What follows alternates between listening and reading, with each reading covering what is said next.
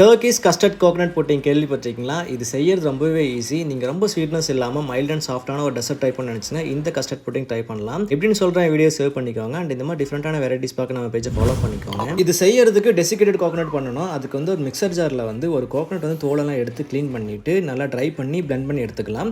இப்போ stove on பண்ணிவிட்டு ஒரு பேனில் வந்து நம்ம பிளெண்ட் பண்ணி வச்சுருந்த அந்த கோகனட் வந்து போட்டு நல்லா ட்ரை ரோஸ்ட் பண்ணி இந்த அளவுக்கு உதிரியாக வர மாதிரி எடுத்துக்கலாம். இப்போ ஒரு பாத்திரத்தில் 3 கப் அளவுக்கு பால் சேர்த்து 1/2 கப் அளவுக்கு சுகர் சேர்த்து கலந்து விட்டுறலாம். ஒரு பவுலில் வந்து 3 table spoon milk, 2 table spoon custard powder சேர்த்து நல்லா கலந்து விட்டு இந்த மில்கோட சேர்த்து நல்லா கொதிக்க விட்டு ஓரளவுக்கு திக்காக இருக்கும்போது எடுத்துடலாம். இப்போ ஒரு பவுலில் first layer desiccated coconut, second layer அந்த கஸ்டர்ட் சேர்த்து அதை வந்து 1/2 hour கூல் பண்ணிக்கலாம். ஒரு மிக்சிங் பவுலில் வந்து 1 கப் அளவு விப்பிங் க்ரீம் போட்டு நல்லா பீட் பண்ணிட்டு அந்த கஸ்டர்ட் வந்து கூல் ஆனதும் அதுக்கு மேலே தேர்ட் லேயராக வந்து இந்த விப்பிங் க்ரீம் போட்டு நல்லா செட் பண்ணிக்கலாம்.